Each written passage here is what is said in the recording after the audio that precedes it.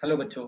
तो आज हम पढ़ रहे हैं इकोनॉमिक्स, सोशल साइंस की जो 10th क्लास की बुक्स है उसके अंदर हमने इकोनॉमिक्स पढ़ रहे। इकोनॉमिक्स का जो पहला चैप्टर हमारा क्या है?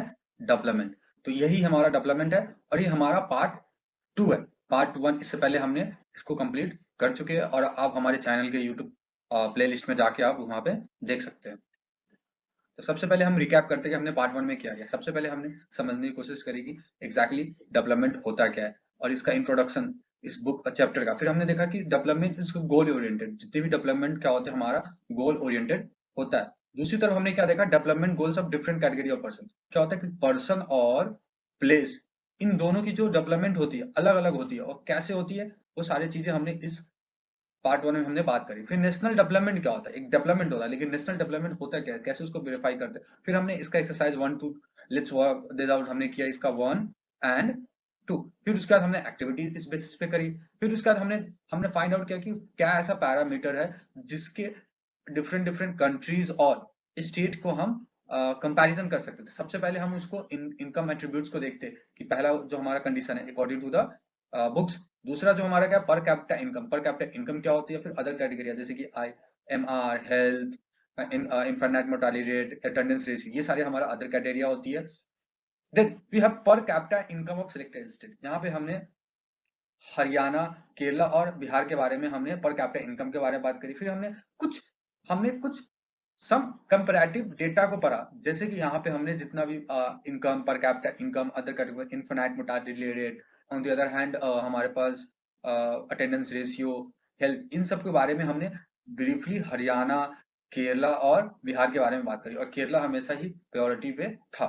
On the other average income क्या होता है, एवरेज इनकम का क्या कंसेप्ट है, हमने डायग्राम के थ्रू समझा था और फिर हमने लेट्स वर्क आउट दिस, हमने ये सारी चीजें करी थी। नाउ तो सबसे पहले आज हम समझने की कोशिश करेंगे कि पब्लिक फैसिलिटी होती क्या। पब्लिक फैसिलिटी के एक दो तरह की फैसिलिटी होती है, प्राइवेट फैसिलिटी और पब्लिक फैसिलिटी। पब्लिक फैसिलिटी जो गवर्नमेंट और स्टेट द्वारा प्रोवाइड करवाई जाती है। एग्जाम्पल के लिए हमारे पास क्या है? Income by itself. What income by itself is not completely adequate indicator of the material goods. What goods और सर्विस का क्या है, ये कंप्लीटली एडुकेट इंडिकेटर नहीं होता। Citizen are also citizens are able to use what, therefore public facility होती क्या है? जैसे कि हमारे पास क्लीन इन्वायरमेंट होना चाहिए, स्कूल्स होने चाहिए, हॉस्पिटल होने आर तक क्रूशियल। तो बेसिकली क्या होता है कि जब हम कंप्लीट इंडिकेटर, हम इनकम का इनकम सिर्फ हमें कंप्लीट इंडिकेटर नहीं दिखाता कि हम कितना डेवलप हो रहे हैं, बट हमारी जो पब्लिक फैसिलिटीज है, एग्जांपल के लिए हमारे पास एक हमारा हो गया इकोनॉमिक इन्वायरमेंट, स्कूल्स, हॉस्पिटल्स, इन सबको हम देख सकते हैं ताकि हमारी पब्लिक फैसिलिटी किस तरह से है। ऑन द अदर हैंड हम देखते हैं एग्जांपल के लिए हमारे पास हेल्थ और न्यूट्रिशन स्टेटस देख सकते हो। तो people in some states certainly better because of the, अब क्या होता है कि जो हमारा हेल्थ और न्यूट्रिशन क्यों बेटर हुआ है हमारे पास पीडीएस की वजह से। पीडीएस क्या है? पब्लिक डिस्ट्रीब्यूशन सिस्टम, जिसके अंदर में जितनी भी पुअर पर्सन है, पुअर पर्सन को क्या मिलता है? एक राशन मिलता है, राशन शॉप में जाते हैं और जितने भी पुअर लोग हैं उनको एक राशन दी जाती है पीडीएस के द्वारा, और एमएसपी द्वारा लोग उसी सामान को खरीद के पीडीएस द्वारा बंटवाते हैं। एमएसपी का मिनिमम सपोर्ट प्राइस, जो किसानों से खरीदा जाता है। तो हमें बेसिकली समझ में आया पब्लिक फैसिलिटी क्या होती है, क्लीन एनवायरनमेंट, स्कूल्स, हॉस्पिटल। तो हमारे बुक्स के अकॉर्डिंग और भी है लेकिन हमारे बुक्स में यही है ना। ऑन द अदर हैंड हमारे पास जैसे most baby require basic health, जो हमारे जितने भी मोस्ट बेबी है उनको क्या बेसिक हेल्थ केयर की जरूरत है। फिर ऑन द अदर हैंड हमारे पास ये जो स्कूल्स है, स्कूल में जो एजुकेशन है ये भी हमारे बहुत ज्यादा जरूरत है। ये देखो, ये सही से नहीं दिख रहा है बट ये हमारी जो ये जो राशन की दुकान है, जिसको हम पीडीएस के द्वारा, पब्लिक डिस्ट्रीब्यूशन के द्वारा सरकार प्रोवाइड करती है। हम यहाँ से सामान लेते हैं, जितने भी गरीब लोग हैं, जो बीपीएल, जिसको हम कार्ड होल्डर कहते हैं। उनके आधार चलो हम समझने की कोशिश कर, look at the data table 134। Haryana is ahead. Haryana क्या है? केरला से क्या है? अहेड है इन लिटरेसी रेट। मतलब क्या है? Ahead etcetera is the terms of the per capita. अगर बेसिकली टर्म्स देखा जाए, हरियाणा क्या है? जो हमारा पर कैपिटा इनकम क्या है, इसका ज्यादा है, ऑब्वियसली इसका ज्यादा है पर कैपिटा इनकम। लेकिन जो केरला है, केरला का जो लिटरेसी रेट है वो इसका ज्यादा है और हरियाणा का कम है। तो इन दोनों में competition. Now think of other example where collective provision of goods and service cheaper than the individual provision. हमें ऐसा सोचना है। नाउ जो थर्ड हमारा क्या है? Does availability of good health good health and education facility depend on only amount of the money. क्या क्या आपको लगता है कि जो मतलब अच्छा हेल्थ और एजुकेशन फैसिलिटी सिर्फ मनी पे डिपेंडेंट है, Spain by the government on this facility, what other factors could be relevant? इसके अलावा और क्या फैक्टर्स है जो हमें रिलेवेंट हो सकती है? जो फोर्थ पॉइंट क्या कह रहा है, in study it was found that, जो तमिलनाडु है हमारे पास, क्या है Tamil Nadu, 90% what 90% of the people living in the rural areas use ration shop. तो बेसिकली क्या होता है, 90% लोग क्या करते हैं, राशन शॉप यूज करते हैं। Where is the West Bengal? वहीं अगर हम वेस्ट बंगाल को देखें, वेस्ट बंगाल ओनली ओनली क्या 35% और रूरल पीपल डिड सो, मतलब वही तमिलनाडु, तमिलनाडु लगभग 90% यूज करते हैं। लेकिन वही हमारे पास जो वेस्ट बंगाल है, वेस्ट बंगाल में कितना यूज करते हैं, 35% हमारा ration shop. Where people do better off and why, कैसे लोग अच्छा करते हैं और क्यों करते हैं ना। ये देखो, ये हमारे एक शॉप शॉप है जो जहां से राशन वगैरह मिलती है, ये यहाँ पे इंडिकेटर दिख रहा होगा, और जो मोस्टली टाइम बंद ही रहते हैं ना। ये हमारा एक्टिविटीज है, और इस एक्टिविटीज को हम अच्छे से करेंगे ना। Study table 1.5 carefully and fill the blanks in the following paragraph. For this, you may need to make calculation based on the table. सबसे पहले हम देखते हैं educational achievement of the rural population of Uttar Pradesh. ये बेसिकली उत्तर प्रदेश के क्या है, एक एजुकेशनल अचीवमेंट है। तो सबसे पहले लिटरेसी रेट रूरल, हमारा जो मेल का है, अगर हम रूरल पॉपुलेशन में देखें तो 676%, वही 54% किधर है, फीमेल का। वही literacy rate in the rural children, अब जो 10 से 14 साल का उसका 90% है, बट वहीं 87% हमारे फीमेल का है। वहीं पे percentage of rural children age between attending school, कितने लोग अटेंड करते हैं, 85%, लेकिन फीमेल क्या है यहाँ पे 82% कर रही। हमें इसको रटना नहीं, हमें क्या करना है, हमें हमें डेटा को समझना है, अंडरस्टैंड करना है कि कहाँ पे क्या चीजें है। हमें रटना नहीं है, हमें क्या करना है, डेटा को अंडरस्टैंड करना है ना। ऑन द अदर हैंड, ये हमारा उस बेसिस पे हमारा क्या है, literacy rate of the all age group including young and old is for rural India. तो आप इसको इसको बेसिस पे आप इसको फिलअप कर सकते हैं, मैं आपको छोड़ रहा हूँ ना। फिर दोबारा हमारा ये एक्टिविटी थर्ड है, इसके अंदर में हमारे पास दो महिलाएं हैं जो जिसकी ये पिक्चर है। Let's read out. One way to find out the probably nourish is to the calculate the nutrition scientific call body mass index, जिसको हम क्या कहते हैं, BMI। BMI इसका मतलब क्या होता है, body mass index। It is easy to calculate. Let's each student in the class find out his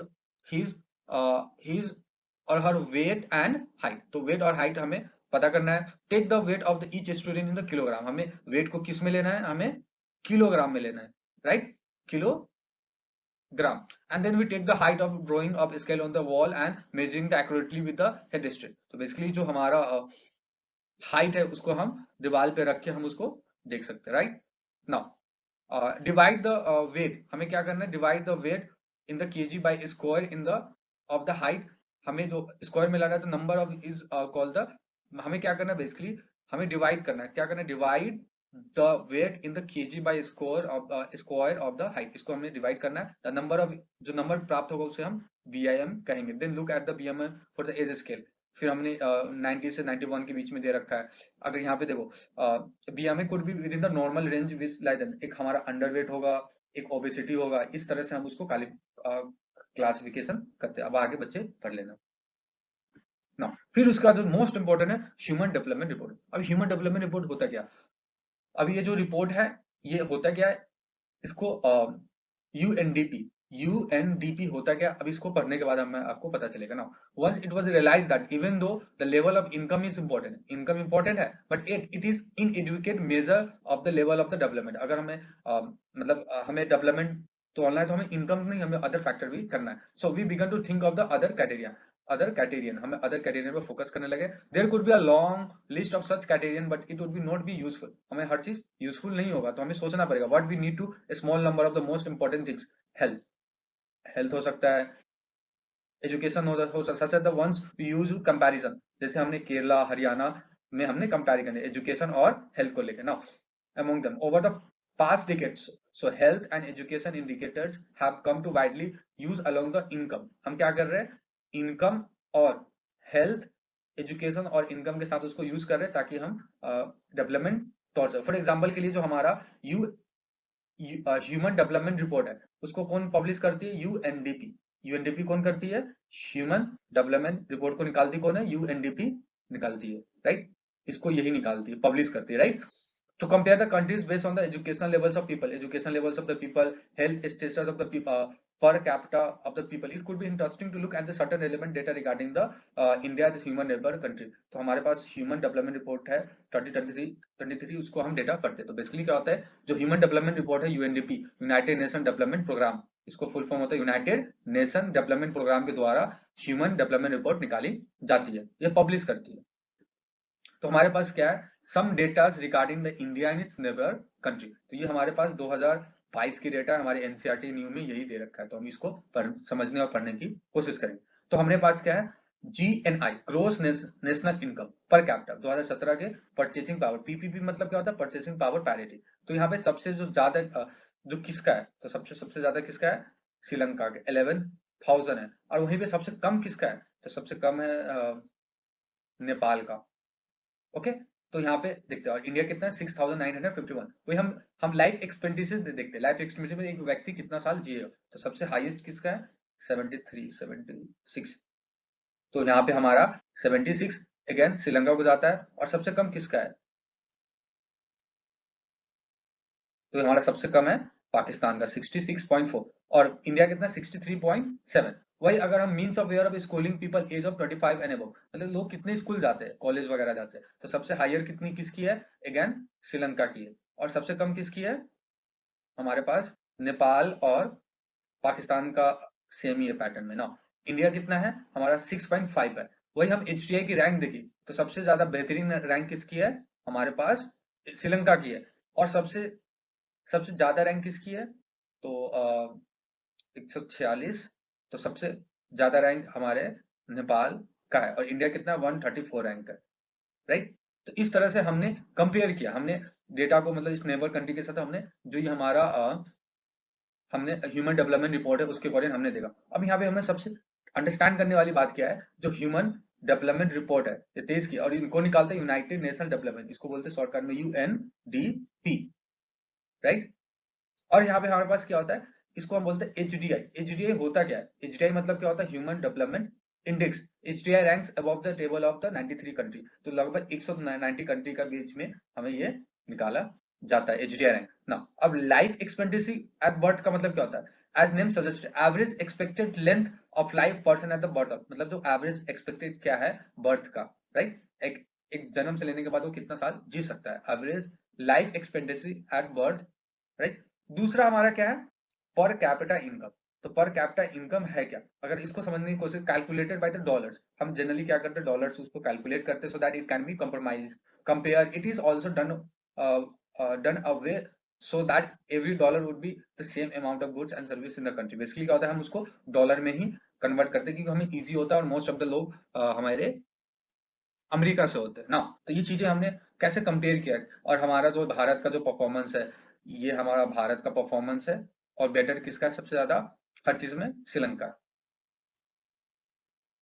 ना। अब हम बात करेंगे सस्टेनेबिलिटी ऑफ डेवलपमेंट के बारे में बात करेंगे। सस्टेनेबल मतलब क्या होता है, ऐसी चीजें जो हमारे आने वाले पूर्वज को भी उसको मदद मिल सके, राइट। तो एग्जाम्पल के लिए, it is important that the present development, जो प्रेजेंट डेवलपमेंट लेवल है of the country are maintain, हम क्या कर सके, मेंटेन कर सके, किस चीज के लिए, फ्यूचर जनरेशन के लिए, due to which development needs to be sustainable, हमारा डेवलपमेंट क्या होना चाहिए, सस्टेनेबल होनी चाहिए।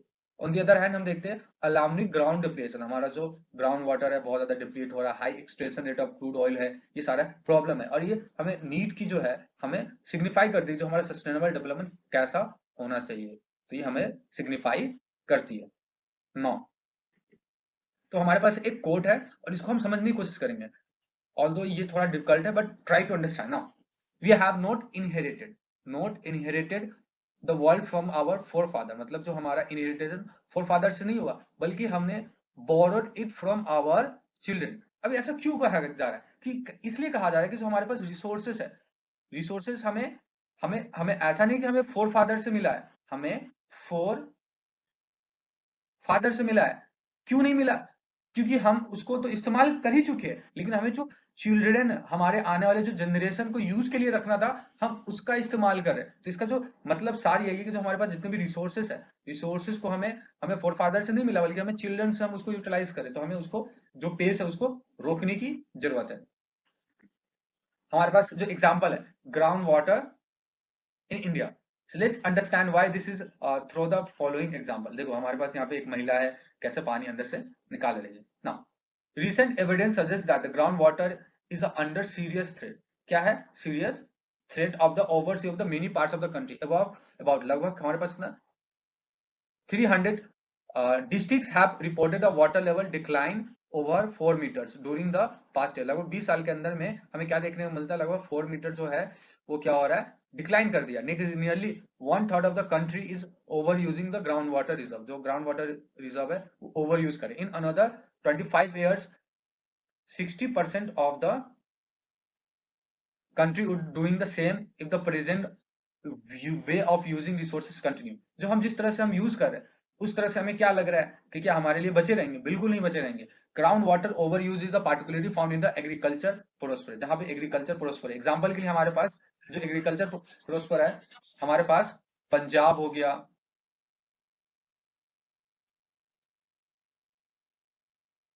हरियाणा हो गया और वेस्टर्न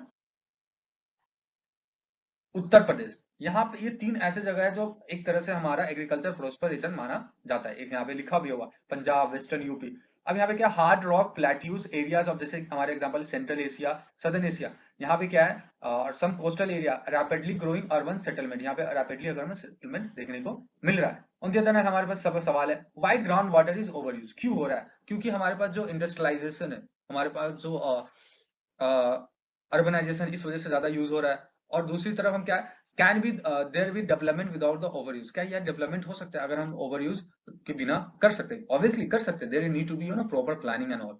नाउ जो हमारा second example, exhaustion of the natural resources. यहाँ पे for example crude oil that we extract from the earth is the non renewable. जो हम क्रूड ऑयल को निकाल रहे हैं वो क्या, हमारा नॉन रिन्यूएबल रिसोर्सेज है। क्रूड ऑयल क्या हमारा नॉन रिन्यूएबल रिसोर्सेज है। However may find a sources of oil that we did know the earlier। explore क्या है, exploration are being undertaken in the time। हमारे पास और भी है लेकिन हमें एक्सप्लोरेशन करने की जरूरत है। तो let's read the following data. हमारे पास क्या है, क्रूड ऑयल रिजर्व की बात करते हैं। तो एक हमारे पास क्या है, मिडिल ईस्ट है, यूनाइटेड स्टेट ऑफ अमेरिका और वर्ल्ड है। तो हम देखते हैं 2017 का डेटा है, ठीक है। तो हमारे पास तो 1000 मिलियन बैरल्स की बात हो रही है। तो हमारे पास मिडिल ईस्ट के पास कितना है, 836, और यूएस के पास कितना, 69, और देन वर्ल्ड के पास टोटल कितना, 1732। वही अगर हम number of years last reserves भी लास्ट, लगभग ये 70 साल चलेगा, ये 10.5 साल चलेगा, और ये 47 ईयर्स चलेगी, 10.5 ईयर्स चलेगा 17। तो यूएस के पास 11 अराउंड 10 ईयर्स का है, मिडिल ईस्ट के पास 17 ईयर्स का है, और वर्ल्ड के पास 47 ईयर्स का है ना। हमारे पास ये जो एक क्या है, energy institute of statistical review of the world energy, 2024 का ये डेटा है, इसको देखना। The table gives an estimate of the reserve of crude oil. हमें पास क्या estimate of reserve crude oil के बारे में बताती है। More important, it also tell us how many years of the, हमारे पास कितने साल का स्टॉक है क्रूड ऑयल का, will be last if the people continue to extract and the present है। हम जिस तरह से एक्सट्रैक्ट कर रहे हैं तो क्या ये प्रेजेंट टाइम में रह पाएगा? The reserve would also be only 15 years, लगभग 50 साल तक ही हमारे पास ये जो नेचुरल रिसोर्सेज है क्रूड ऑयल है रह पाएंगे। This is for the world as whole, मतलब पूरा वर्ल्ड के मिलाकर ही लगभग बताया 50 साल। However different countries face different situation, जो अलग अलग कंट्री अलग अलग सिचुएशन फेस कर सकती है। कंट्रीज लाइक इंडिया, हमारे पास जो इंडिया है, डिपेंड्स ऑन इंपोर्टिंग ऑयल। हम क्या करते हैं, इंपोर्ट करते हैं, हम मंगवाते हैं from the abroad because they do not have the enough stock of their own. If price of oil increase, अगर प्राइस इंक्रीज करता है तो become the burden of for everyone. वो ऑब्वियसली बर्डन हो जाएगी क्योंकि हम मोस्ट ऑफ द चीज, हमारे इकोनॉमी क्या है, हमारे क्रूड ऑयल पे चलती है। And there are the some country like US in which low reserves hence want to secure all the military and economic power. वो अपने मिलिट्री और इकोनॉमिक पावर को सिक्योर करना चाहती है, उसके पास है यूएस के पास। The questions of sustainability of development raise many fundamentally new issues. अब न्यू इश्यूज क्या है, like natures and process of development. हमारा नेचर्स कैसा है, प्रोसेस क्या डेवलपमेंट। सबसे पहले सवाल है, is crude oil is essential for the development process in the country discuss. Yes, it is essential. अगर ये नहीं होगा तो हमारा सारी चीजें, जैसे हमारे ट्रांसपोर्टेशन सिस्टम, मेजरली जो हमारा ट्रांसपोर्टेशन सिस्टम होगा वो बंद हो जाएगी, और हमें बंद नहीं रखना क्योंकि ये बहुत ज्यादा यूजफुल है। India has the more crude import crude oil, what problem do you anticipated for the country looking at the above situation. अब क्या क्या प्रॉब्लम हो सकती है ये आप सोच सकते हो। नाउ उसके बाद जो हमारा नेक्स्ट है इंटरेस्टिंग पॉइंट, और हमें ये बहुत ज्यादा पढ़ना भी और समझना है। सो नाउ सबसे पहले हम समझेंगे world development report. World development report ये किसके द्वारा लाया जाता है? वर्ल्ड बैंक के द्वारा। किसके द्वारा? वर्ल्ड बैंक के द्वारा लाया जाता है, शॉर्टकट में डब्ल्यू बैंक बोलते हैं।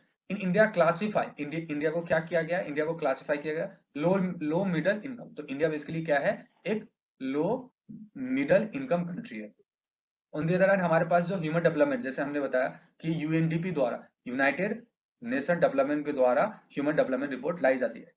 इसमें क्या होता है? हम कंपेयर करते हैं कंट्री को किस बेसिस पे? एजुकेशनल बेसिस पे, हेल्थ स्टेटस पे और पर कैपिटा इनकम पे। तो हमारा फर्स्ट क्या होगा? Education basis, health care status और पर कैपिटा इनकम के बेसिस पे हम क्या करते हैं? ह्यूमन डेवलपमेंट रिपोर्ट्स को लाते हैं। एक हमारा ह्यूमन डेवलपमेंट रिपोर्ट्स है जो यूएनडीपी के द्वारा आती है। दूसरा क्या है? Human development world development reports, ये किसके द्वारा? वर्ल्ड बैंक के द्वारा लाते हैं, और इसमें middle low middle income, high middle income, ये सारी चीजें बताई जाती है। इस तरह से हमारा ये फर्स्ट चैप्टर, हमारा जो फर्स्ट चैप्टर है कंप्लीट होता है। Let's revise the things. तो सबसे पहले हमने क्या पढ़ा? हमारा ये जो है ये पार्ट 2 है डेवलपमेंट का, ये डेवलपमेंट चैप्टर का ये हमारा पार्ट 2 है। इसके अंदर हमने क्या क्या आज पढ़ा? तो सबसे पहले हमने पढ़ा पब्लिक फैसिलिटीज होती क्या है। हमने कुछ इमेजेस के बारे में पढ़े, जितने भी पब्लिक फैसिलिटी उससे रिलेटेड सब इमेजेस हमने वो लेट्स वर्क दिस आउट हमने पढ़ा। फिर एक्टिविटी सेकेंड और थर्ड पढ़ी। फिर हमने ह्यूमन डेवलपमेंट रिपोर्ट्स के बारे में पढ़ा। ह्यूमन डेवलपमेंट रिपोर्ट्स, जो ह्यूमन डेवलपमेंट रिपोर्ट्स किसके द्वारा आती है?